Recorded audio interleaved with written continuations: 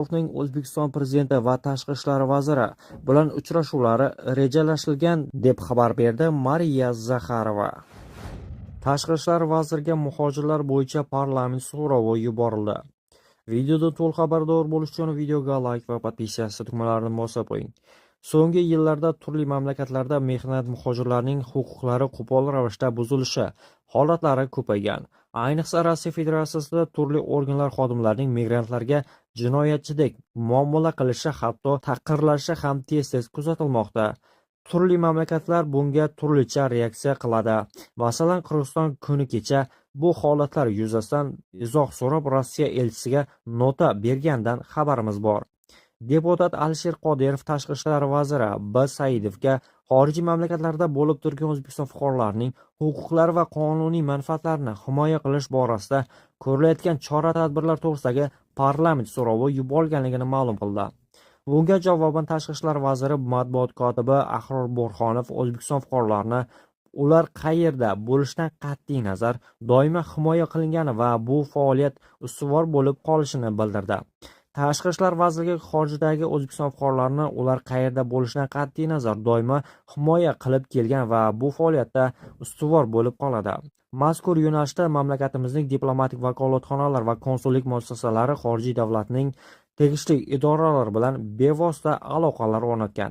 Har bir holat atroflicha o'rganilib, fuqarolarimizning qonuniy huquq va manfaatlarini ta'minlash maqsadida zarur choralar ko'riladi.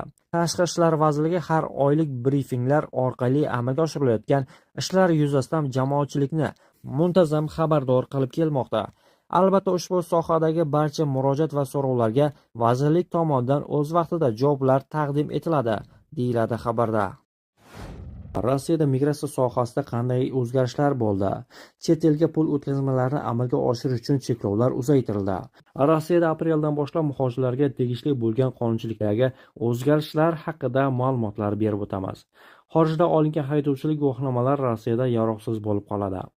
Aprelgacha chet elda berilgan haydovchilik guvohnomalari Rossiyanikiga almashtirilishi kerak.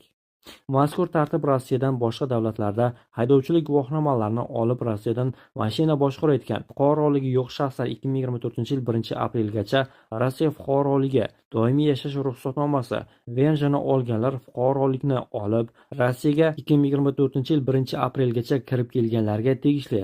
Belarusda olingan haydovchilik guvohnomalari bundan mustasno hisoblanadi. Eslatib o'tamiz, Rossiya Ma'muriy huquqbuzarlik kodeksining 12-7 moddasiga ko'ra amaldagi haydovchilik guvohnomasiga ega bo'lmagan haydovchilar transport vositasini boshqargani uchun 5000 rubldan 15000 rublgacha bo'lgan jarima bilan javobgarlikka tortiladi. Mehnat migrantlarining bolalari Rossiya maktablariga kirish uchun rus tilidan imtihon topshirishlari kerak. 2025-yil 1-apreldan boshlab muhojirlarning bolalari Rossiyada maktabga kirish uchun avval Rossiya hududida qonuniy yurganliklari haqida hujjat taqdim etishlari kerak bo'ladi. Shundan so'ng hujjatlar qabul qilingach, rus tilidan imtihon topshirishlari talab qilinadi. Imtihondan muvaffaqiyatli o'tish uchun kamida 3 ball yig'ish kerak. Imtihon test shaklda 80 daqiqa davomida olib boriladi. Imtihon savollarining murakkabligi sinflarga qarab beriladi. Masalan, 1-sinf o'quvchilari rus tilida eshitish va gapirish ko'nikmalarini, shuningdek, leksika va grammatikani bilishlarini ko'rsatishlari kerak. 2-sinf o'quvchilari esa o'qish va yozish ko'nikmalarini namoyish etishlari lozim. Abonentlar uchun sim kartalar soni cheklanadi. 1-apreldan boshlab Rossiya fuqarolari umumiy holda 20 tagacha sim karta olishlari mumkin xolos. Muhojirlar 10 tagacha sim karta olishi mumkin. Nechta raqam mavjudligini davlat xizmatlari portali Gosuslugada tekshirish mumkin bo'ladi. Zarur bo'lganda Gosuslugada keraksiz sim kartalarning xizmatini to'xtatish mumkin. Apreldan boshlab aloqa operatorlari abonent va kooperativ foydalanuvchilar to'g'risidagi ma'lumotlarning to'g'riligini tekshirishlari shart bo'ladi. Chet elga pul o'tkazmalarini amalga oshirish uchun cheklovlar uzaytiriladi. Rossiyaliklar va do'stona mamlakatlardan kelgan muhojirlar xorijga bir oyda 10,000 AQSh dollarigacha yoki shu raqamga teng pullarni o'tkazish mumkinligi haqida cheklov 2025-yil 30-sentyabrgacha uzaytirildi. Rossiyada bo'lish muddatini uzaytirish uchun nima qilish kerak? Avval xabar berilganidek, 1-yanvardan boshlab vizasiz rejimda mamlakatga kiruvchi xorijliklar Rossiya hududida umumiy hisobda 3 oydan ortiq qola olmaydi. Bu muddat tugagandan keyin mamlakatga faqat kelgusi kalendar yilidan qaytib kirish mumkin bo'ladi. Bugungi qonunchilikdagi o'zgarishlar kimlarga taalluqli emas. Yangi qoidalar yashash uchun ruxsatnoma, patent, qochqinlik ruxsatnomasi, mehnat yoki vaqtinchalik yashash uchun ruxsatnomaga ega bo'lgan va shu jumladan ta'lim olish maqsadida Rossiyada bo'lib turgan xorijliklarga taalluqli emas. Shuningdek, Belarus va Janubiy Osetiya fuqarolari ham mamlakat hududida 90 kundan ortiq qolishlari mumkin. Rossiya Federatsiyasi qonunchiligi xorijiy fuqarolarning quyidagi toifalar uchun vaqtinchalik bo'lish muddatini uzaytirish asoslarini nazarda tutadi.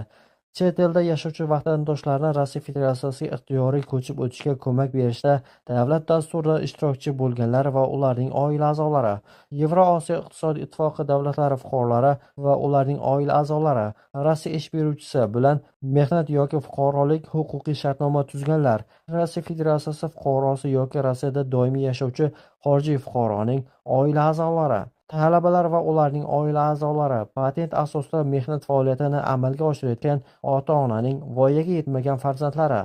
Rossiyada bo'lish muddatini uzaytirish uchun Rossiya Federatsiyasi ichki ishlar organlariga yozma ariza bilan murojaat qilish lozim.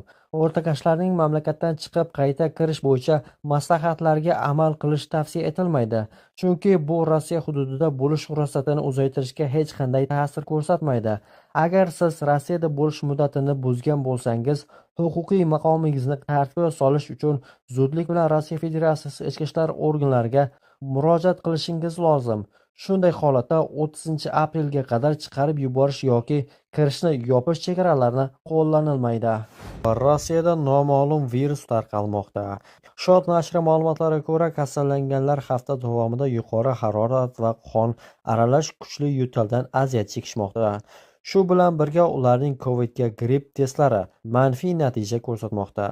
Kasallik belgilari hammada bir xil. Avval tananing og'rishi va horg'inlik paydo bo'ladi. Bir necha kun o'tgach esa virus shunchalik kuchayib ketadiki, bemorlar hatto o'rnidan tura olmay qoladi. Harorat 39 gradusgacha ko'tarilishi mumkin. Yo'tal esa ko'z yosh chiqarguncha kuchli bo'ladi. Shot bilan suhbatda Aleksandra ismli bemor kasallik boshlangandan bir hafta o'tsa ham antibiotiklar qabul qilganiga qaramay yo'tal hali ham davom etganini aytib o'tgan. 5-kuni esa yo'tal chog'ida qon paydo bo'lganini payqagan. Uning Covid va AV grippiga topshirgan testlari ham manfiy chiqqan. Uning so'zlariga ko'ra, shifokorlar noma'lum virus bilan kasallanganlar soni juda ko'payganligini ta'kidlashmoqda, lekin hozircha bu virus aniqlanmagan. Shifokorlar xulosasida bemorlarga aniqlanmagan yuqori nafas yo'llari o'tkir infeksiyasi (ORV) tashxisi qo'yilmoqda. Agar holat yomonlashsa, tez yordam chaqirish tavsiya etilyapti. Ba'zi taxminlarga ko'ra, bu o'tgan yil dekabr oyida kuzatilgan mikoplazmali pnevmoniya bo'lishi mumkin. Savol-javob: Men Rossiyada patent asosida ishlayman, lekin uni o'z vaqtida to'lay olmadim yoki xabarnoma yuborishni unutdim. Shuning uchun patentim amal qilishdan to'xtatildi. Qonun bo'yicha menga nima xavf soladi va patentni tiklashim mumkinmi? Agar uni bekor qilishgan bo'lsa, nima qilishim kerak? Videodan to'liq xabardor bo'lish uchun videoga like va podpiskatsiya tugmalarini bosib qo'ying. Agar siz patentni o'z vaqtida to'lamasangiz yoki MVDni xabardor qilmasangiz, uning amal qilish muddati to'xtatiladi. Sizda qarzni to'lash va xabarnoma yuborish uchun 30 kun bor. Agar shu muddat ichida barcha to'lovlarni amalga oshirsangiz, patentni tiklash mumkin. Agar qarzni to'lash muddati 30 kundan oshsa, patent bekor qilinadi. Bunday holatda uni qayta tiklab bo'lmaydi. Siz yoki Rossiyadan chiqib ketib, yangi patent rasmiylashtirishingiz kerak yoki agar hali ham mamlakatda bo'lsangiz, patentni olish jarayonini qaytadan to'liq o'tashingiz kerak bo'ladi. Agar amal qilmaydigan patent bilan ishlasangiz, bu qoidabuzarlik hisoblanadi. 5000-7000 rubl miqdorida jarima solinishi mumkin. Agar bekor qilingan patent bilan ishlashda davom etsangiz, Rossiyaga 3 yildan 5 yilgacha kirish taqiqlanishi mumkin. Rossiya Federatsiyasidan chiqish va Rossiya Federatsiyasiga kirish tartibi to'g'risidagi 26-modda.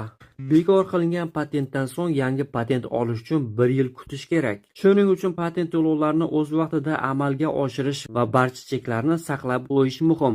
Agar patentni o'z vaqtida to'lay olmasangiz, jarima va taqiqlardan qochish uchun Rossiyadan chiqib ketishingiz ma'qul. Diqqat, tezkor xabar. Rossiyada migrantlar uchun endi majburiy bo'ladi. Rossiya Federatsiyasi Ichki ishlar vazirligi xorijliklarning mamlakatga kirishi uchun majburiy shartlarni ma'lum qildi. Rossiyaga kiruvchi barcha xorijliklar, shuningdek, uning uzoq vaqtdan beri mamlakatda bo'lganlar tibbiy ko'rikdan o'tishi shart, deb yozadi RIA Novosti Ichki ishlar vazirligiga tayanib. Ushbu talab mamlakatda uzoq vaqt bo'lgan barcha xorijliklarga, jumladan Yevrosiyo iqtisodiy ittifoqi mamlakatlari fuqarolariga ham tegishli bo'ladi.